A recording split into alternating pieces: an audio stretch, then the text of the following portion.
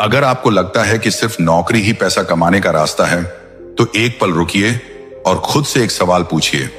अगर कल आपकी नौकरी चली गई तो क्या होगा?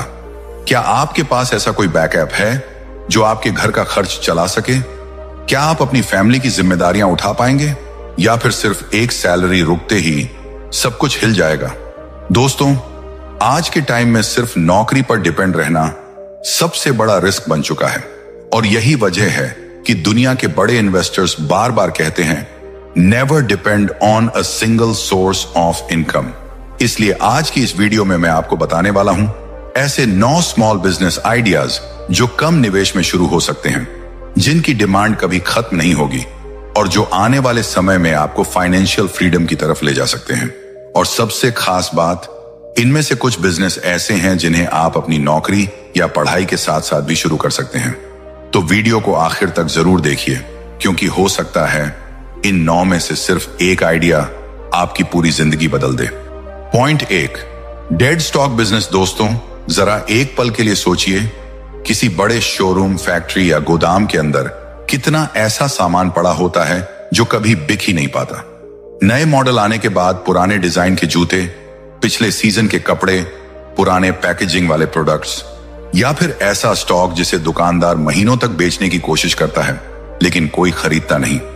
अब ज्यादातर लोग उस सामान को देखकर क्या सोचते हैं? ये बेकार है, इसमें कोई फायदा नहीं, अब इसे कौन खरीदेगा? लेकिन दोस्तों, हर बिजनेस में असली पैसा वहीं छिपा होता है जहां आम लोग मौका नहीं देख पाते, और यही सोच आपको एक साधारण इंसान से स्मार्ट बिजनेसमैन बनाती है। यही है डेड स्टॉक बिजनेस, जहां दूसरों का फंसा हुआ पैसा आपका कमाई का मौका बन जाता है। डेड स्टॉक का मतलब सिर्फ बेकार सामान नहीं होता, बल्कि ऐसा सामान जिसकी वैल्यू अभी भी है लेकिन सही ग्राहक तक वह पहुंच नहीं पाया। और इंडिया जैसे बड़े मार्केट में तो इसकी कोई कमी ही नहीं है। हर दिन हजारों फैक्ट्रियां नया माल बनाती हैं, होलसेलर्स नया स्टॉक उठाते हैं, दुकानदार नई डिजाइन लाते हैं, लेकिन हर चीज बिक जाए ऐसा कभी नहीं होता। कुछ सामान ट्रेंड बदलने की वजह से रुक जाता है, कुछ गलत लोकेशन पर होने की वजह से नहीं बिकता, कुछ सिर्फ इसलिए पड़ा रहता है क्योंकि दुकान वाले के पास उसे बेचने का सही तरीका नहीं होता, और यहीं से आपका मौका शुरू होता है। अब जरा सोचिए, अगर कोई दुकानदार किसी जूते को 2000 रुपए में बेच नहीं पा रहा और वही स्टॉक आपको 300 रुपए या 400 रुपए में मिल जाए, तो क्या आप उसे 799 रुपए या 999 रुपए में बेचकर अच्छा प्रॉफिट नहीं कमा सकते? बिल्कुल कमा सकते हैं। और सबसे दिलचस्प बात यह है कि आज के टाइम में लोगों को नई चीज से ज्यादा सस्ती और अच्छी चीज चाहिए। लोग अमेज़न पर घंटों सिर्फ डिस्काउंट ढूंढते रहते हैं, इंस्टाग्राम पर सेल पेज तेजी से ग्रो कर रहे हैं, फेसबुक मार्केटप्लेस पर लोग लगातार सस्ते डील्स खोजते हैं। यानी मार्केट पहले से तैयार है, बस आपको सही प्रोडक्ट और सही प्राइसिंग समझनी है। अब सवाल आता है, शुरुआत कैसे करें? सबसे पहले आपको अपने आसपास के मार्केट को समझना होगा। लोकल होलसेल मार्केट जाइए, छोटे बड़े दुकानदारों से बात कीजिए, पूछिए कि कौन सा सामान महीनों से पड़ा हुआ है।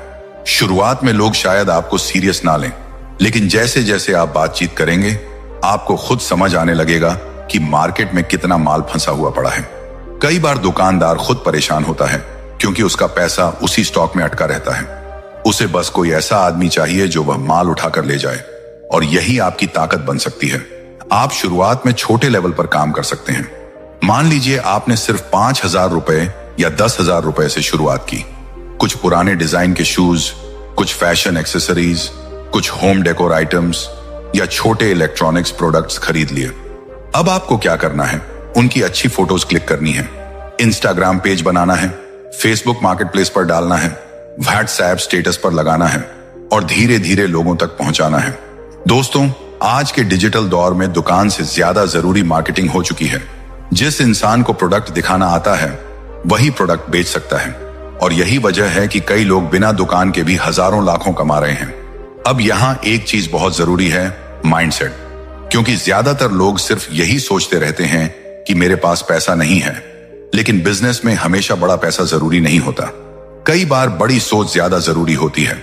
दुनिया के सबसे बड़े इन्वेस्टर्स में से एक वॉरेन बफेट ने कहा था, be fearful when others are greedy and greedy when others are fearful. यानी जहां लोग डर रहे हों, जहां लोग नुकसान देखकर पीछे हट रहे हों, अगर वहां आप मौका पहचान लेते हैं तो वहीं असली पैसा बनता है। और डेड स्टॉक बिजनेस बिल्कुल उसी सोच पर चलता है। जहां लोग कहते हैं ये नहीं बिकेगा, वहीं स्मार्ट लोग कहते हैं इसे सही जगह बेचो। अब जरा इसका दूसरा एंगल समझिए। मान लीजिए किसी शहर में विंटर जैकेट्स नहीं बिक रही, लेकिन वही स्टॉक किसी ठंडे इलाके में तेजी से बिक सकता है।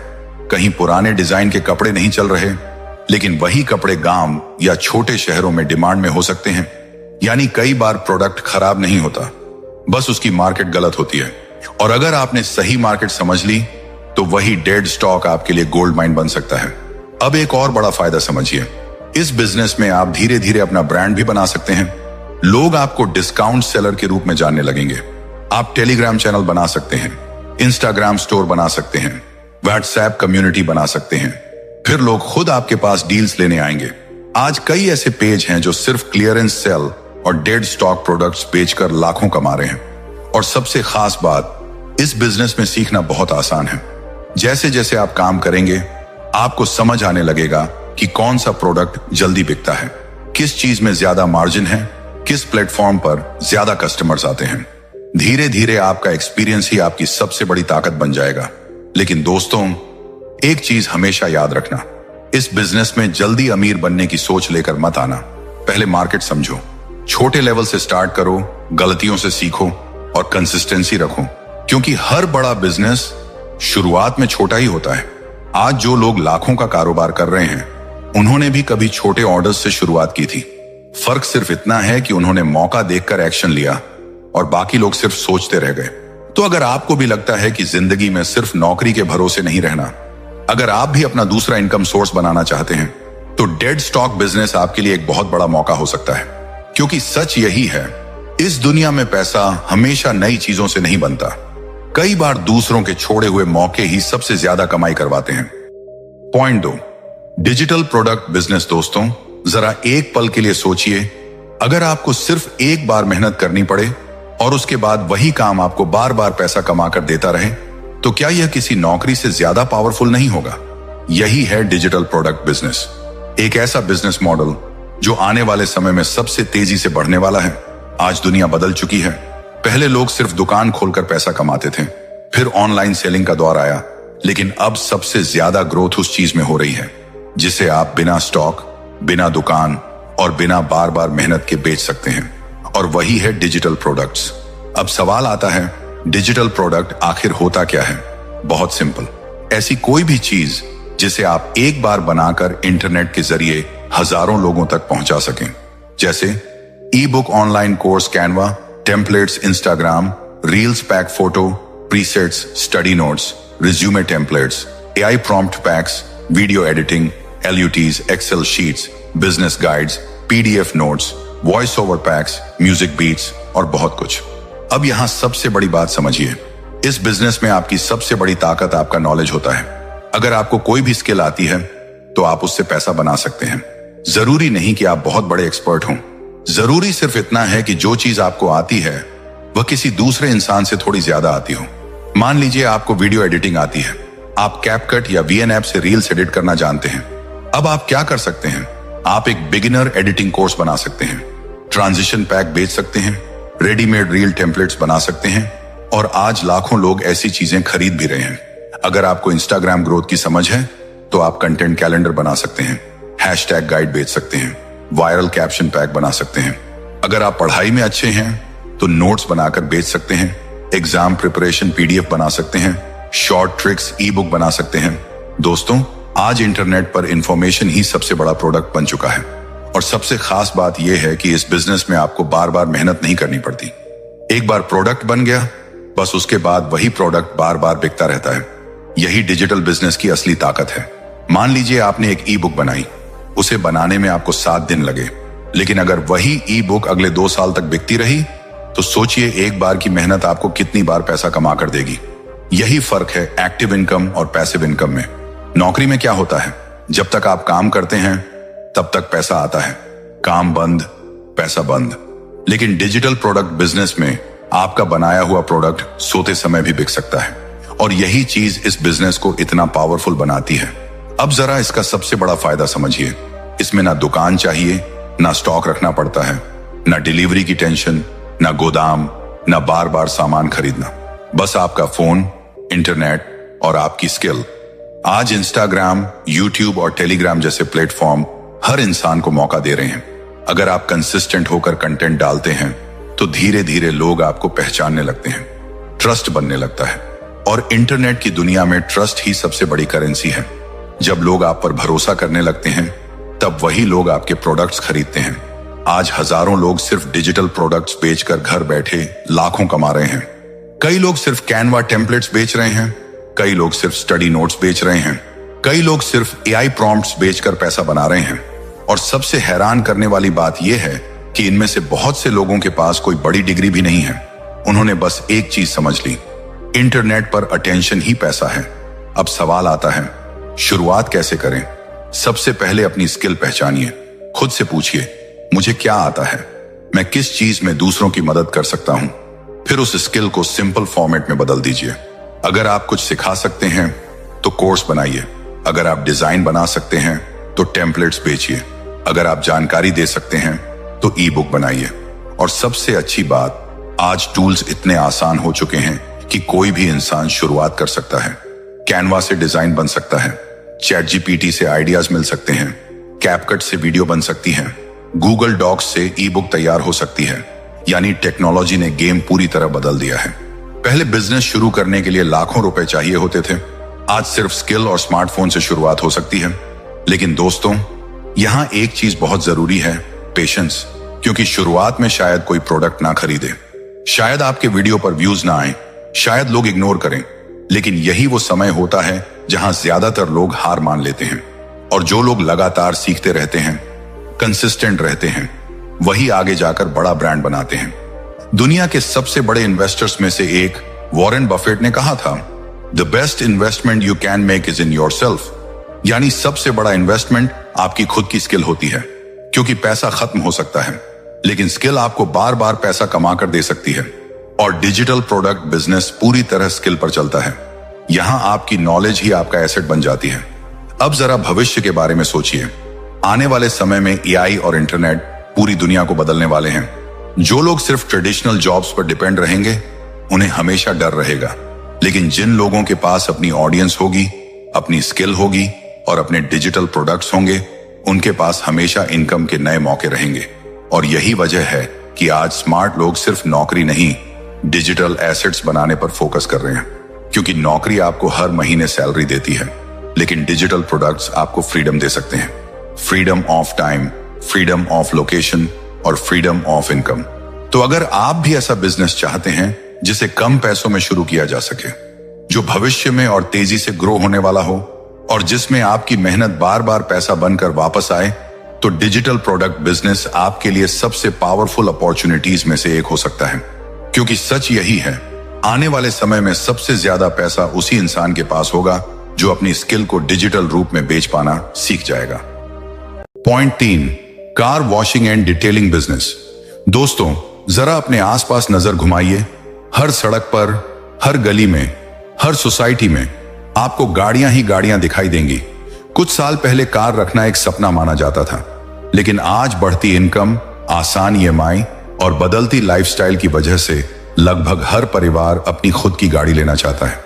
और जैसे जैसे गाड़ियां बढ़ रही हैं, वैसे वैसे एक ऐसी जरूरत भी बढ़ रही है जो कभी खत्म नहीं होने वाली, कार वॉशिंग और डिटेलिंग। क्योंकि दोस्तों, आज लोग कार को सिर्फ एक व्हीकल नहीं मानते, वो उसे अपनी पर्सनैलिटी, अपना स्टेटस और अपनी इमेज का हिस्सा मानते हैं। जब कोई इंसान अपनी चमचमाती हुई कार लेकर सड़क पर निकलता है, तो उसे सिर्फ सफर नहीं करना होता, उसे अच्छा महसूस भी करना होता है। और यही वजह है कि लोग अपनी गाड़ी की साफ सफाई पर पैसा खर्च करने से पीछे नहीं हटते। अब जरा रियलिटी समझिए। आज ज्यादातर कार ओनर्स बिजी लाइफ जी रहे हैं। सुबह जॉब, दिन भर काम, शाम को थकान। ऐसे में उनके पास अपनी गाड़ी खुद साफ करने का ना टाइम होता है, ना एनर्जी। ऊपर से बड़े शहरों में स्पेस की भी बहुत समस्या है। हर किसी के पास इतनी जगह नहीं होती कि वो आराम से अपनी कार धो सके। और यही प्रॉब्लम आपके लिए एक बड़ा बिजनेस अपॉर्चुनिटी बन जाती है। कार वॉशिंग और डिटेलिंग बिजनेस की सबसे बड़ी ताकत यही है कि इसकी डिमांड कभी खत्म नहीं होगी। क्योंकि जब तक सड़क पर गाड़ियां रहेंगी, तब तक उनकी सफाई और मेंटेनेंस की जरूरत भी रहेगी। अब सवाल आता है, शुरुआत कैसे करें? सबसे अच्छी बात यह है कि इस बिजनेस को बहुत कम इन्वेस्टमेंट में शुरू किया जा सकता है। शुरुआत में आपको चाहिए पानी की सुविधा, कुछ बेसिक क्लीनिंग प्रोडक्ट्स, माइक्रोफाइबर कपड़ा, फोम शैम्पू, टायर पॉलिश और एक प्रेशर वॉशर। बस इतनी चीजों से आप अपना काम शुरू कर सकते हैं। शुरुआत में अगर बजट कम है तो आप खुद भी काम कर सकते हैं। यही सबसे स्मार्ट तरीका होता है, क्योंकि शुरुआत में आपकी मेहनत ही आपका सबसे बड़ा इन्वेस्टमेंट होती है। अब जरा इसकी कमाई समझिए। एक बेसिक कार वॉश के लिए 300 रुपए से 500 रुपए तक आसानी से चार्ज किया जाता है। और अगर आप सिर्फ वॉशिंग तक सीमित ना रहकर डिटेलिंग सर्विसेज भी जोड़ दें तो आपकी कमाई कई गुना बढ़ सकती है। जैसे interior cleaning dashboard, polishing wax coating tyre, dressing engine cleaning seat, shampooing ceramic coating इन सर्विसेज के लिए लोग 1000 रुपए से 3000 रुपए तक आराम से पे करते हैं। अब जरा इसका सिंपल मैथ देखिए। अगर आप सिर्फ दिन की 10 कार्स भी वॉश करते हैं और हर कार से एवरेज 400 रुपए कमाते हैं तो 4000 रुपए रोज के बन गए, यानी महीने के लगभग 1,20,000 रुपए का टर्नओवर। और इसमें सबसे अच्छी बात यह है कि खर्च बहुत ज्यादा नहीं होता। थोड़ा पानी, कुछ क्लीनिंग मटेरियल और थोड़ी बिजली, बाकी ज्यादातर पैसा आपका प्रॉफिट होता है। और जैसे जैसे कस्टमर्स बढ़ते जाएंगे आप हेल्पर्स रख सकते हैं, फिर आप एक दिन में 20 से 25 कार्स भी हैंडल कर सकते हैं। यही छोटा बिजनेस धीरे धीरे बड़ा सेटअप बन सकता है। लेकिन दोस्तों, यहां सिर्फ मेहनत काफी नहीं होती, स्मार्टनेस भी जरूरी होती है, क्योंकि इस बिजनेस में सबसे बड़ा फर्क सर्विस क्वालिटी डालती है। अगर आपकी वॉशिंग एवरेज है तो कस्टमर शायद दोबारा ना आए, लेकिन अगर आपकी सर्विस देखकर कस्टमर इंप्रेस हो गया तो वही कस्टमर आपकी फ्री मार्केटिंग बन जाता है। वो अपने दोस्तों को बताएगा, फैमिली को बताएगा और धीरे धीरे आपका नाम फैलने लगेगा। याद रखिए, इस बिजनेस में ट्रस्ट ही सबसे बड़ी ब्रांडिंग है। अब एक और पावरफुल चीज समझिए, आप इस बिजनेस को कई अलग अलग तरीकों से ग्रो कर सकते हैं। जैसे डोर स्टेप सर्विस, जहां आप कस्टमर्स के घर जाकर कार वॉश करें। आज बिजी लोग यही चाहते हैं, उन्हें कन्वीनियंस चाहिए। अगर आप टाइम पर पहुंचते हैं, प्रोफेशनल तरीके से काम करते हैं तो लोग मंथली सर्विस लेने लगते हैं। और यही सबसे बड़ा गेम चेंजर होता है, मंथली सब्सक्रिप्शन मॉडल। मान लीजिए आप किसी कस्टमर से 1500 रुपए या 2000 रुपए महीने की डील कर लेते हैं, जिसमें आप उसकी कार रेगुलर साफ करेंगे। अब सोचिए, अगर आपके पास सिर्फ 50 रेगुलर कस्टमर्स भी आ गए तो हर महीने आपकी फिक्स्ड इनकम शुरू हो जाएगी। यानी अब आपको रोज नए कस्टमर्स ढूंढने की जरूरत नहीं पड़ेगी। यही स्मार्ट बिजनेस का असली मतलब होता है, रिकरिंग इनकम। अब जरा एक और चीज नोटिस कीजिए, आज सोशल मीडिया ने लोकल बिजनेस को भी पावरफुल बना दिया है। अगर आप अपनी वॉशिंग वीडियो इंस्टाग्राम रील्स पर डालते हैं, बिफोर आफ्टर रिजल्ट्स दिखाते हैं, तो लोग जल्दी आकर्षित होते हैं, क्योंकि लोगों को ट्रांसफॉर्मेशन देखना पसंद होता है। एक गंदी कार को चमकती हुई कार में बदलते देखना अपने आप में सेटिस्फैक्शन देता है। और यही चीज आपके बिजनेस की मार्केटिंग बन सकती है। धीरे धीरे लोग आपको प्रोफेशनल समझने लगेंगे। और दोस्तों, आज के टाइम में प्रोफेशनल दिखना भी बहुत जरूरी है। अगर आपके पास प्रॉपर यूनिफॉर्म हो, साफ सेटअप हो और काम करने का तरीका अच्छा हो तो लोग ज्यादा भरोसा करते हैं। यही छोटी छोटी चीजें आपको दूसरों से अलग बनाती हैं। अब यहां एक माइंडसेट बहुत जरूरी है। बहुत से लोग ऐसे बिजनेस को छोटा समझते हैं, लेकिन वही लोग पूरी जिंदगी सैलरी के पीछे भागते रहते हैं। सच्चाई यह है कि कोई भी काम छोटा नहीं होता, छोटी सिर्फ सोच होती है। दुनिया के सबसे बड़े इन्वेस्टर्स में से एक वॉरेन बफेट ने कहा था, price is what you pay, value is what you get. यानी असली चीज कीमत नहीं, वैल्यू होती है। और कार वॉशिंग बिजनेस लोगों को सिर्फ सफाई नहीं देता, उन्हें सेटिस्फैक्शन देता है, कॉन्फिडेंस देता है और उनकी कार की वैल्यू मेंटेन रखता है। इसीलिए लोग इसके लिए पैसे खर्च करते हैं। अब सबसे जरूरी बात, इस बिजनेस में ग्रोथ की लिमिट नहीं है। शुरुआत में आप अकेले काम कर सकते हैं, फिर छोटा सेटअप खोल सकते हैं, फिर डिटेलिंग स्टूडियो बना सकते हैं, फिर मल्टीपल ब्रांचेस भी खोल सकते हैं। आज कई बड़े कार डिटेलिंग ब्रांड्स इसी तरह छोटे सेटअप से शुरू हुए थे। फर्क सिर्फ इतना था कि उन्होंने शुरुआत कर दी, जबकि बाकी लोग सिर्फ सोचते रहे। तो अगर आप कम इन्वेस्टमेंट में एक ऐसा बिजनेस शुरू करना चाहते हैं जिसकी डिमांड हमेशा बनी रहे, जिसमें कैश फ्लो जल्दी शुरू हो जाए और जिसे धीरे धीरे बड़ा बनाया जा सके, तो कार वॉशिंग और डिटेलिंग बिजनेस आपके लिए एक बहुत पावरफुल अपॉर्चुनिटी हो सकता है। क्योंकि सच यही है, जहां लोग सिर्फ गाड़ियां देखते हैं, वहीं स्मार्ट लोग एक चलता हुआ बिजनेस देख लेते हैं। Point 4, content business. दोस्तों, अगर आज के समय में कोई एक ऐसा बिजनेस है जो सबसे तेजी से लोगों की जिंदगी बदल रहा है, तो वो है कंटेंट बिजनेस। जरा सोचिए, कुछ साल पहले तक टीवी पर आने वाले लोगों को ही फेमस माना जाता था, लेकिन आज एक नॉर्मल इंसान अपने छोटे से कमरे में बैठकर सिर्फ एक फोन से वीडियो बनाकर लाखों लोगों तक पहुंच रहा है, और सिर्फ पहुंच ही नहीं रहा, बल्कि उसी कंटेंट से लाखों करोड़ों रुपए भी कमा रहा है। सबसे हैरान करने वाली बात यह है कि आज इंटरनेट ने हर इंसान को बराबर का मौका दे दिया है। अब फर्क इस बात से नहीं पड़ता कि आप किस शहर से हो, आपके पास कितनी डिग्री है, या आपकी फैमिली बैकग्राउंड क्या है। फर्क सिर्फ एक चीज से पड़ता है, आप लोगों को कितना वैल्यू दे सकते हो। और यही चीज कंटेंट बिजनेस को इतना पावरफुल बनाती है। आज लोग सिर्फ एंटरटेनमेंट देखने नहीं आते, वो सीखना चाहते हैं, मोटिवेशन चाहते हैं, इंफॉर्मेशन चाहते हैं, और किसी ऐसे इंसान को फॉलो करना चाहते हैं जिससे वो खुद को कनेक्ट कर सकें। यही वजह है कि आज YouTube, Instagram और Facebook जैसे प्लेटफॉर्म सिर्फ सोशल मीडिया एप्स नहीं रहे, बल्कि पूरी की पूरी इकोनॉमी बन चुके हैं। अब जरा एक चीज समझिए, बहुत से लोगों को लगता है कि कंटेंट क्रिएशन मतलब सिर्फ YouTube एड्स से पैसा कमाना, लेकिन असली गेम वहां शुरू होता है जहां आपकी ऑडियंस बनती है। क्योंकि असली पैसा सिर्फ व्यूज में नहीं, ट्रस्ट में होता है।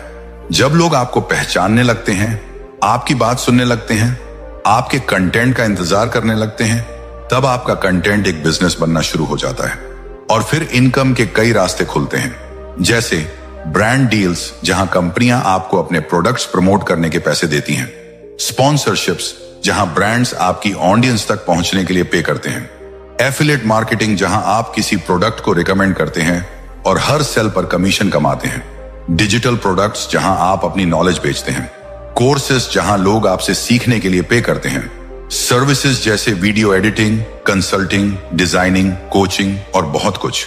यानी एक बार अगर आपने ऑडियंस बना ली, तो आपका कंटेंट सिर्फ वीडियो नहीं रहता, वो इनकम मशीन बन जाता है।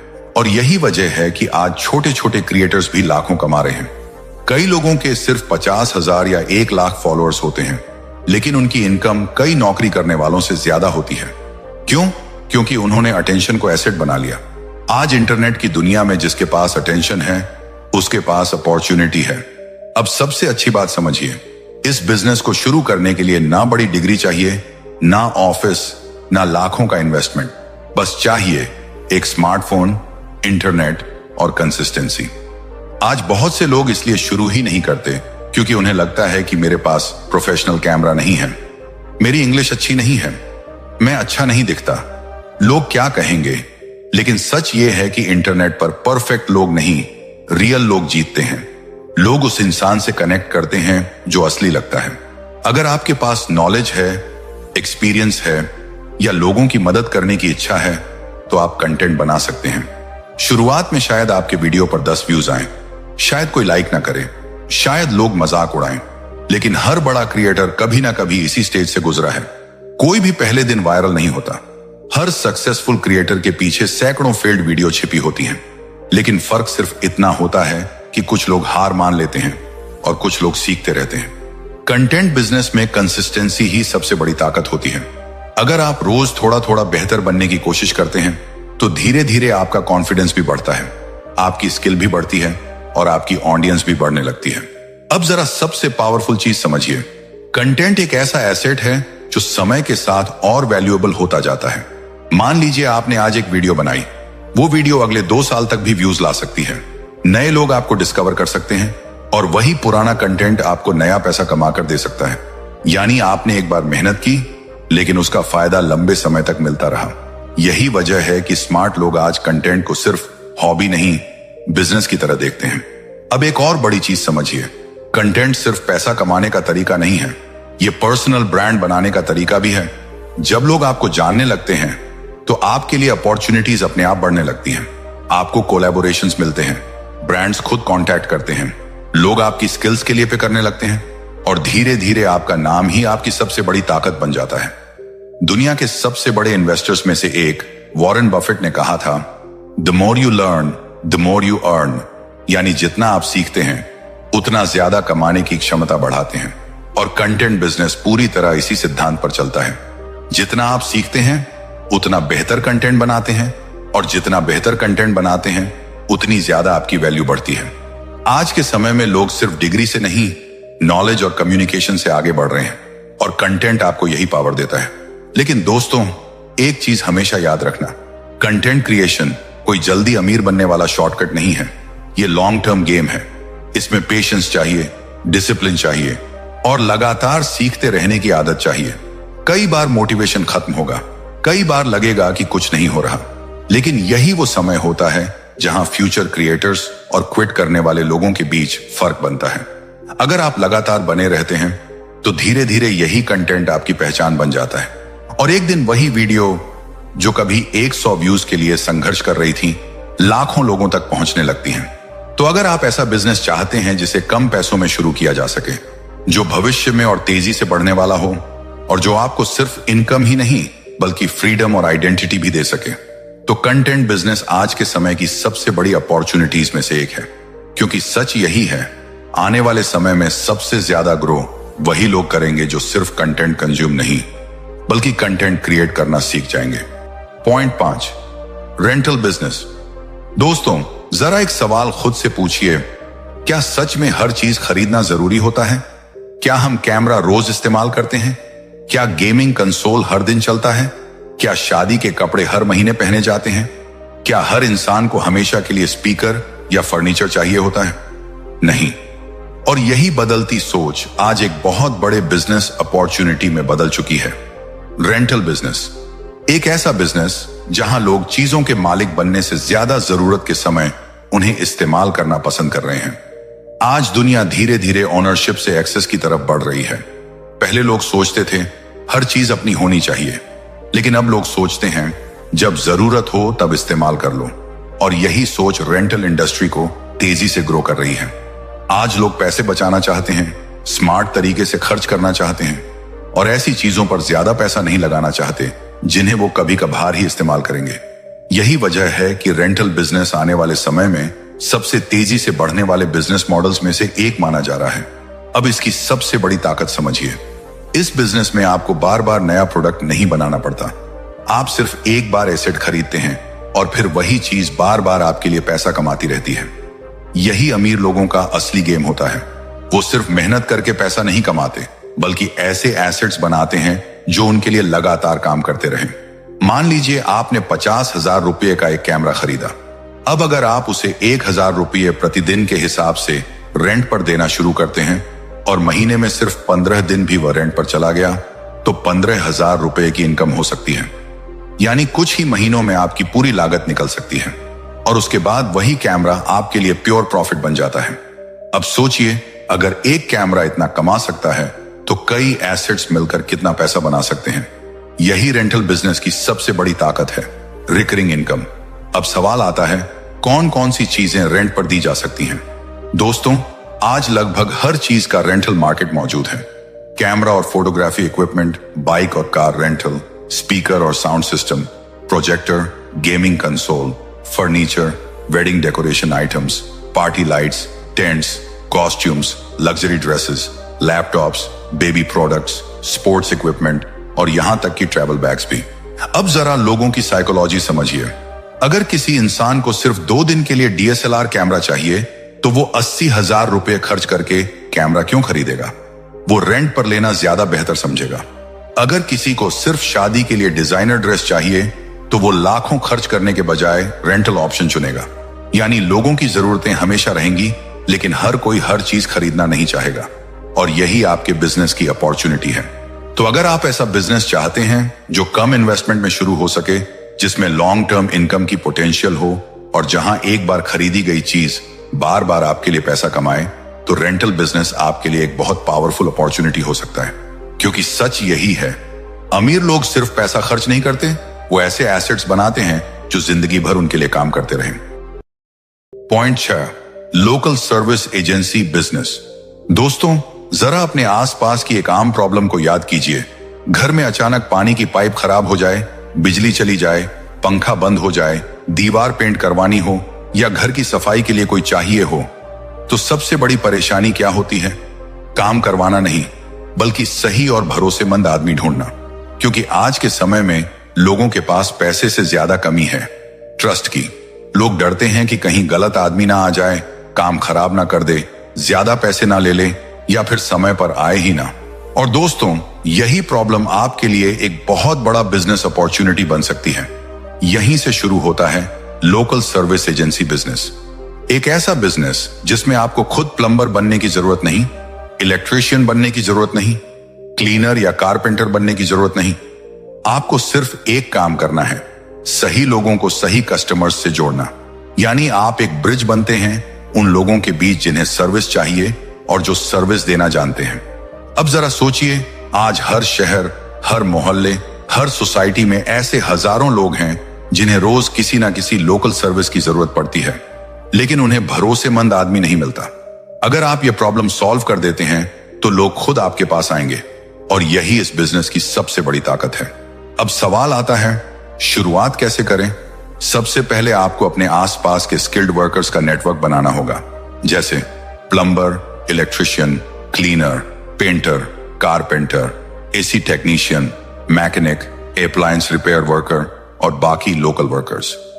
आप उनसे मिलिए, उनका काम देखिए, उनका व्यवहार समझिए और सिर्फ उन्हीं लोगों को चुनिए जिन पर आप खुद भरोसा कर सकें।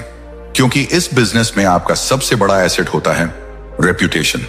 अगर आपने गलत आदमी भेज दिया तो कस्टमर दोबारा आपके पास नहीं आएगा, लेकिन अगर आपकी सर्विस अच्छी हुई तो वही कस्टमर आपकी फ्री मार्केटिंग बन जाएगा। याद रखिए, लोग सर्विस से ज्यादा भरोसा खरीदते हैं। अब इसके बाद आपको अपनी ऑनलाइन प्रेजेंस बनानी होगी। आज के टाइम में बिजनेस शुरू करने के लिए बड़ा ऑफिस जरूरी नहीं है। आप सिर्फ एक स्मार्टफोन से भी शुरुआत कर सकते हैं।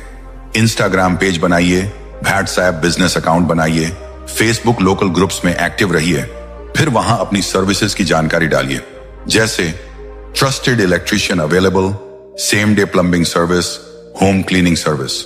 धीरे धीरे लोग आपको कांटेक्ट करना शुरू करेंगे। अब जब किसी कस्टमर को सर्विस चाहिए होगी तो वो आपको कॉल करेगा। आप अपने नेटवर्क से सही वर्कर को भेज देंगे और हर काम पर अपना कमीशन लेंगे। मान लीजिए किसी इलेक्ट्रिशियन का काम 1000 रुपए में हुआ, तो आप उसमें 200 से 300 रुपए अपना कमीशन रख सकते हैं। अब सोचिए, अगर आप दिन के सिर्फ 5 से 6 जॉब्स भी क्लोज करते हैं तो 1000 से 3000 रुपए तक की डेली इनकम हो सकती है, यानी महीने के 30,000 से 90,000 रुपए तक। और सबसे खास बात, इसमें ना दुकान चाहिए, ना लाखों का इन्वेस्टमेंट, ना कोई बड़ा सेटअप, बस चाहिए नेटवर्क, ट्रस्ट और कंसिस्टेंसी। अब जरा इसकी सबसे पावरफुल चीज समझिए, यह बिजनेस सिर्फ मेहनत पर नहीं, सिस्टम पर चलता है। जितना आपका नेटवर्क बड़ा होगा उतनी आपकी अर्निंग पोटेंशियल बढ़ेगी, क्योंकि यहां आप अकेले काम नहीं कर रहे, आप एक पूरा सर्विस इकोसिस्टम बना रहे हैं। और यही चीज इस बिजनेस को स्केलेबल बनाती है।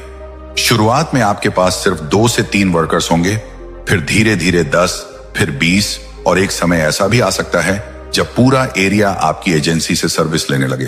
अब जरा रियलिटी समझिए, आज अर्बन एरियाज में लोग बिजी लाइफ जी रहे हैं। उनके पास टाइम नहीं होता कि वो अलग अलग लोगों को ढूंढते रहें, उन्हें कन्वीनियंस चाहिए।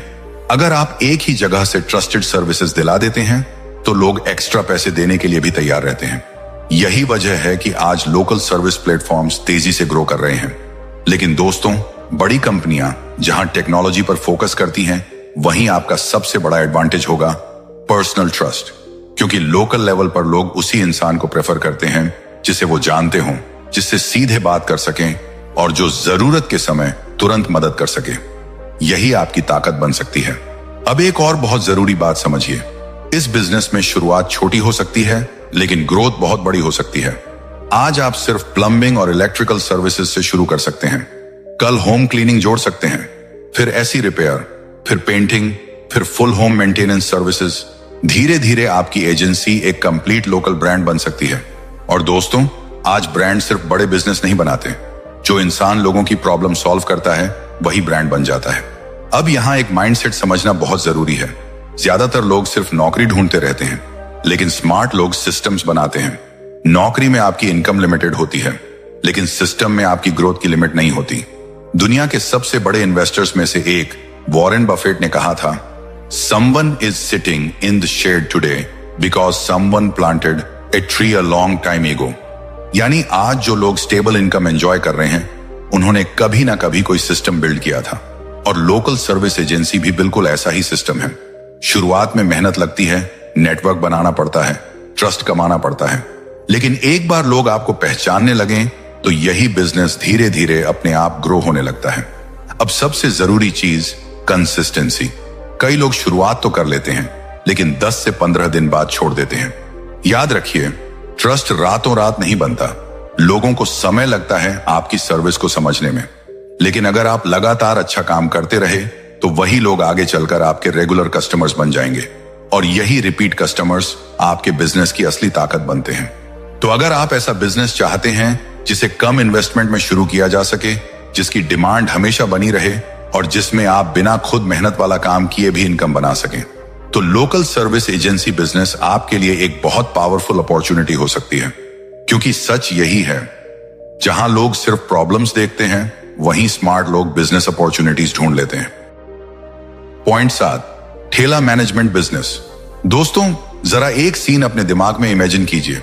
शाम का समय है, सड़क किनारे एक पानी पूरी का ठेला लगा हुआ है, लोगों की भीड़ लगी हुई है। कोई गोलगप्पे खा रहा है, कोई चाट, कोई मोमो, तो कोई चाय और स्नैक्स। अब ज्यादातर लोग इस सीन को देखकर क्या सोचते हैं? बस एक छोटा सा ठेला है, इसमें क्या रखा है, ये कोई बड़ा काम थोड़ी है। लेकिन दोस्तों, सच्चाई इससे बिल्कुल अलग है। जिस काम को लोग छोटा समझकर इग्नोर कर देते हैं, वही काम कई लोगों को लाखों की कमाई दे रहा होता है। और यही है ठेला मैनेजमेंट बिजनेस। एक ऐसा बिजनेस जो बाहर से छोटा दिखता जरूर है, लेकिन सही तरीके से किया जाए तो कई नौकरियों से ज्यादा पैसा दे सकता है। अब जरा रियलिटी समझिए। आज भारत में स्ट्रीट फूड इंडस्ट्री बहुत तेजी से बढ़ रही है। लोग बड़े रेस्टोरेंट्स में हमेशा नहीं जाते, लेकिन सड़क किनारे मिलने वाला स्वाद वो बार बार जरूर ढूंढते हैं। पानी पूरी, मोमो, चाट, वड़ा पाव, चाय, रोल्स, सैंडविच, ये सिर्फ खाने की चीजें नहीं हैं, ये रोज चलने वाला कैश फ्लो है। और सबसे बड़ी बात, इनकी डिमांड कभी खत्म नहीं होगी, क्योंकि खाना पीना कभी बंद नहीं होता। अब जरा एक पानी पूरी वाले का सिंपल मैथ समझिए। अगर एक ठेला दिन का सिर्फ 4,000 से 5,000 रुपए की सेल करता है, तो महीने का टर्नओवर 1 लाख रुपए से 1.5 लाख रुपए तक हो सकता है।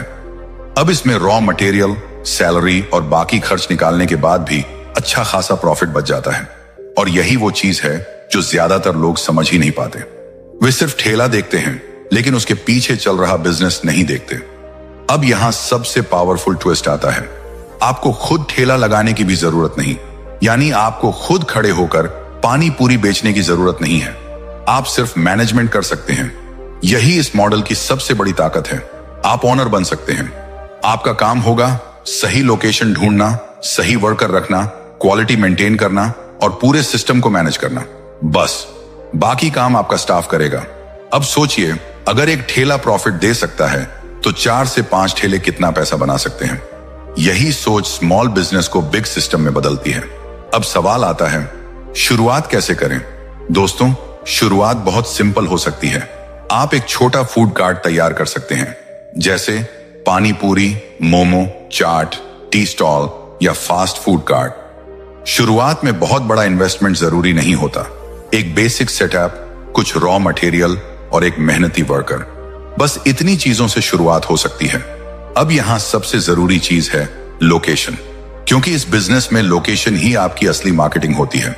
अगर आपका ठेला ऐसी जगह लगा है जहां लोगों की भीड़ रहती है, जैसे स्कूल के पास, college area, market, bus stand, office area या रेजिडेंशियल सोसाइटी के आसपास, तो आपका बिजनेस तेजी से ग्रो कर सकता है।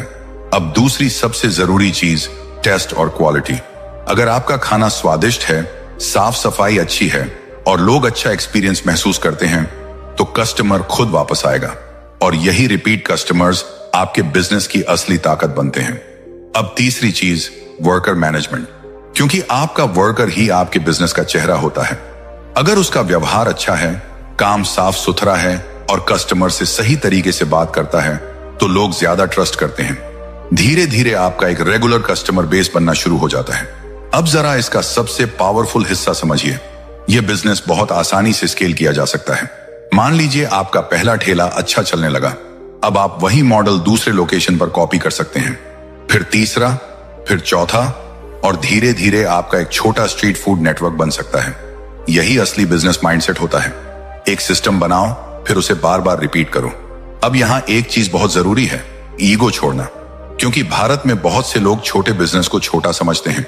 उन्हें लगता है कि ठेले का काम इज्जत वाला नहीं है, लेकिन वही लोग सालों तक 15,000 से 20,000 रुपए की नौकरी के लिए संघर्ष करते रहते हैं, जबकि दूसरी तरफ कई स्ट्रीट फूड ओनर्स हर महीने उनसे ज्यादा कमा रहे होते हैं। सच्चाई यह है कि बिजनेस में काम छोटा या बड़ा नहीं होता, कमाई और ग्रोथ मायने रखती है। दुनिया के सबसे बड़े इन्वेस्टर्स में से एक वॉरेन बफेट ने कहा था, do not save what is left after spending, but spend what is left after saving.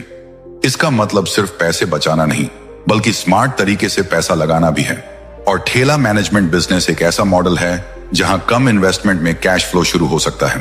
अब जरा फ्यूचर के बारे में सोचिए। आज लोग सिर्फ खाने के लिए नहीं, एक्सपीरियंस के लिए भी बाहर जाते हैं। अगर आपका सेटअप थोड़ा यूनिक हो, प्रेजेंटेशन अच्छी हो और हाइजीन मेंटेन हो, तो छोटा सा ठेला भी ब्रांड बन सकता है। आज कई बड़े फूड ब्रांड्स कभी छोटे स्ट्रीट स्टॉल से ही शुरू हुए थे। फर्क सिर्फ इतना था कि उन्होंने अपने काम को छोटा नहीं समझा, उन्होंने उसे बिजनेस की तरह ट्रीट किया। अब सबसे जरूरी चीज कंसिस्टेंसी, क्योंकि शुरुआत में हर दिन प्रॉफिट नहीं होगा।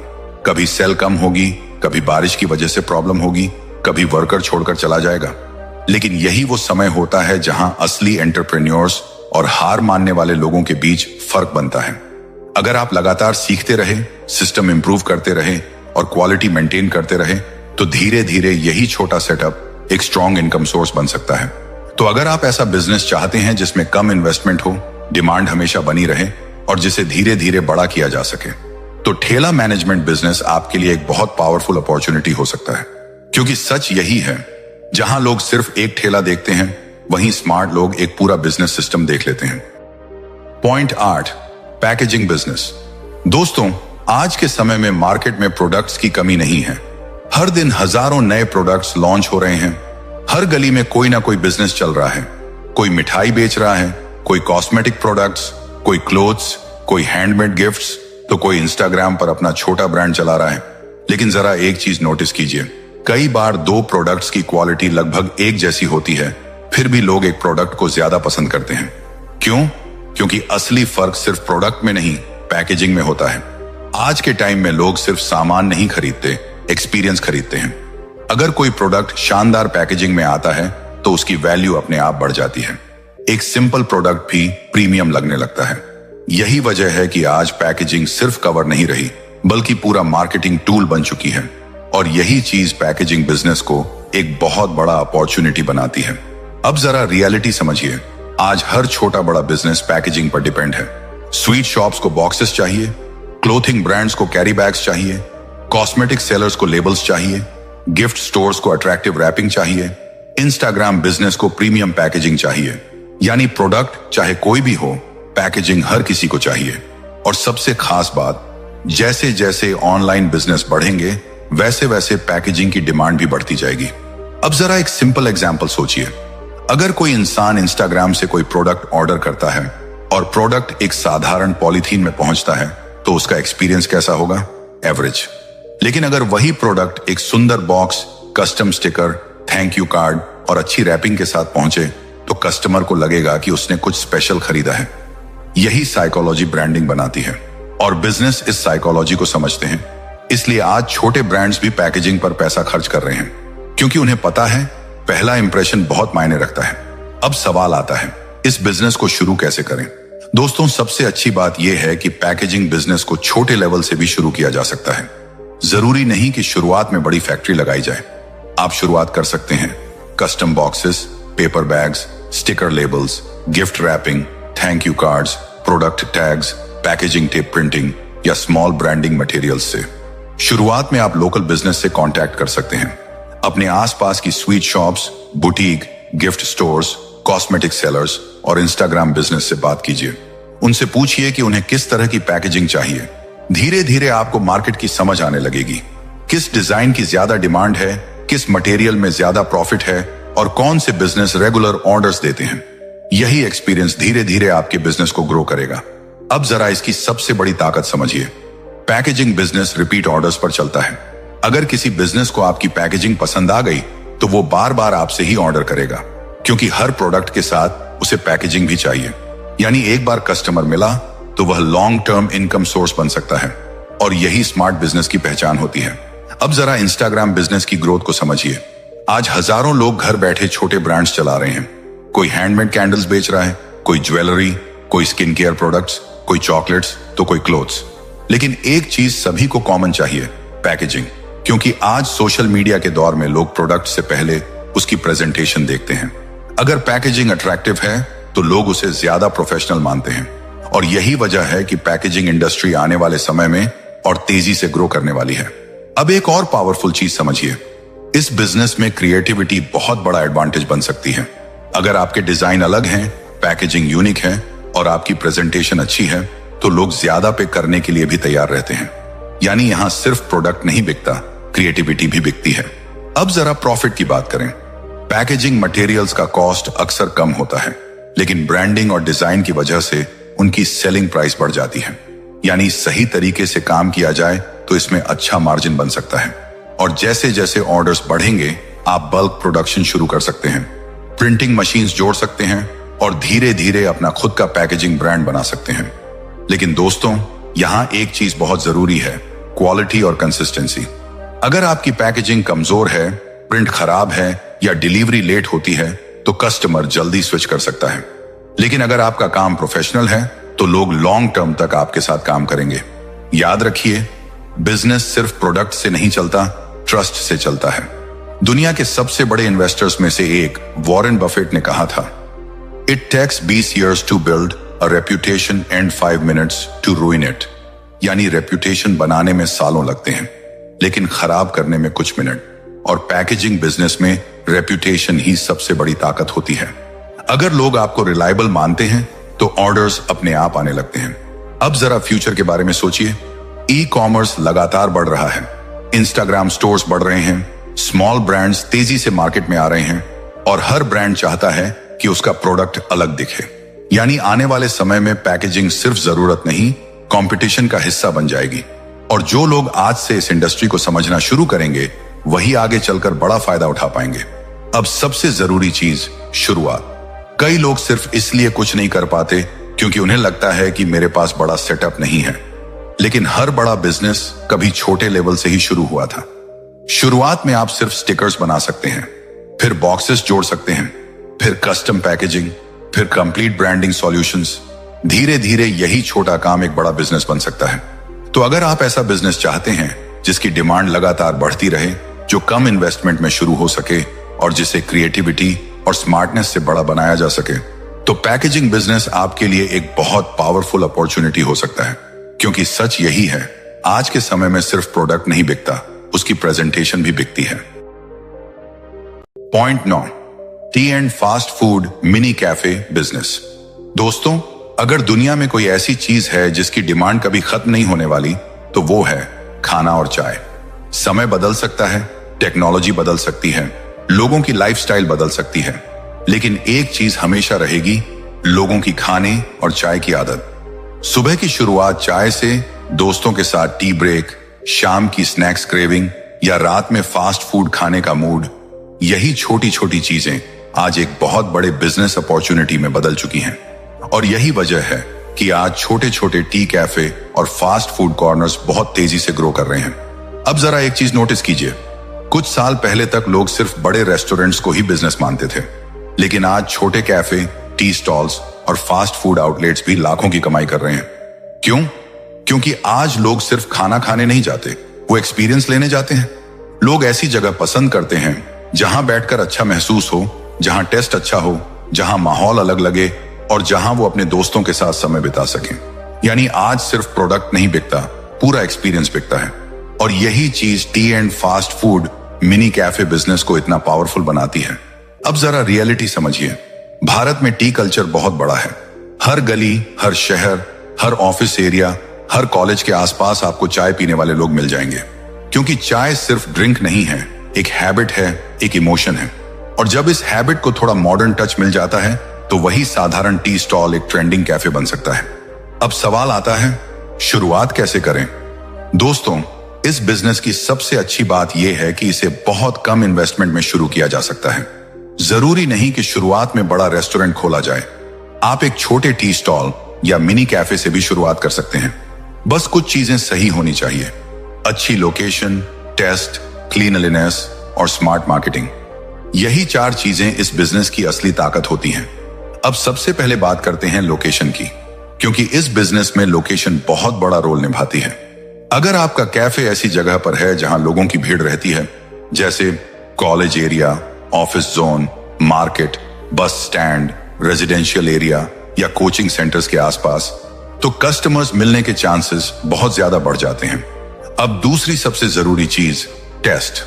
लोग एक बार क्यूरियोसिटी में आ सकते हैं, लेकिन बार बार वही कस्टमर वापस तभी आएगा जब टेस्ट अच्छा होगा। याद रखिए, फूड बिजनेस में असली मार्केटिंग कस्टमर की सेटिस्फैक्शन होती है। अगर टेस्ट अच्छा है तो लोग खुद आपके बारे में दूसरों को बताएंगे, और यही वर्ड ऑफ माउथ आपके बिजनेस को तेजी से ग्रो कर सकता है। अब तीसरी चीज, क्लीनलीनेस। आज लोग हाइजीन को पहले से ज्यादा इंपॉर्टेंस देते हैं। अगर आपकी जगह साफ सुथरी है, सर्विंग अच्छी है और आपका काम प्रोफेशनल लगता है, तो लोग ज्यादा ट्रस्ट करते हैं।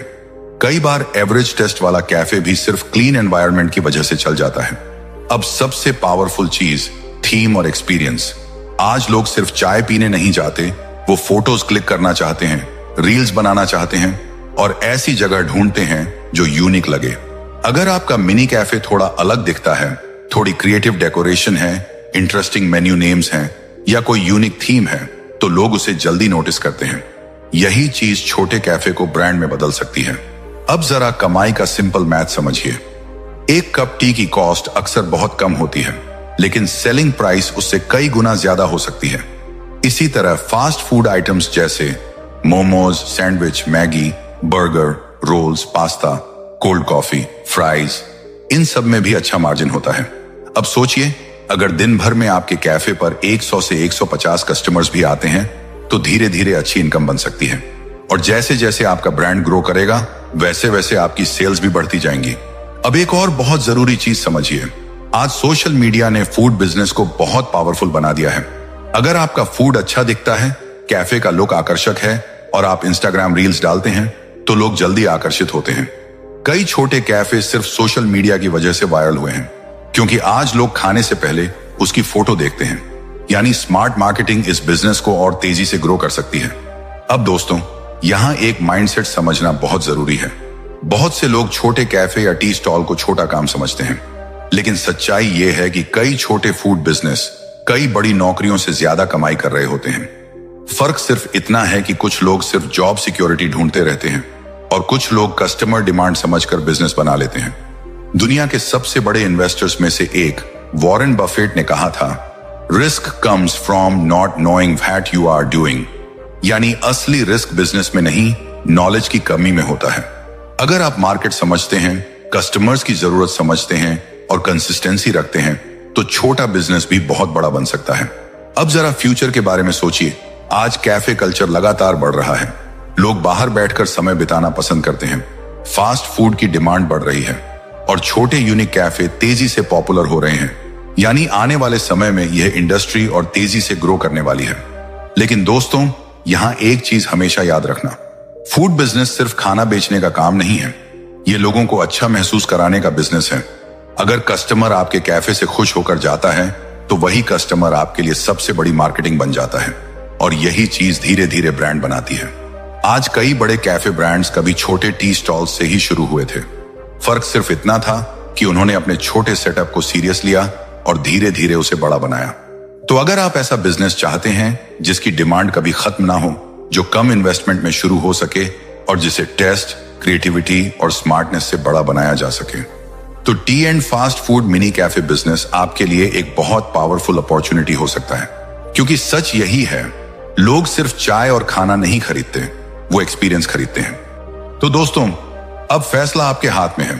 पूरी जिंदगी सिर्फ नौकरी के भरोसे रहना है या फिर अपने लिए एक दूसरा इनकम सोर्स बनाना है। याद रखिए, small beginnings create big success. शुरुआत छोटी हो सकती है, लेकिन अगर आपका माइंडसेट बड़ा है, तो यही छोटे बिजनेस कल आपकी फाइनेंशियल फ्रीडम बन सकते हैं। अगर वीडियो पसंद आया हो तो वीडियो को लाइक जरूर करें और कमेंट करके बताइए इन 9 में से कौन सा बिजनेस आइडिया आपको सबसे ज्यादा पसंद आया। और ऐसे ही पावरफुल बिजनेस और मनी माइंडसेट वीडियोस के लिए चैनल लीजेंड ऑफ फाइनेंस को सब्सक्राइब जरूर कर लीजिए, क्योंकि यहां हम सिर्फ मोटिवेशन नहीं, रियल अपॉर्चुनिटीज की बात करते हैं। मिलते हैं अगले वीडियो में। धन्यवाद।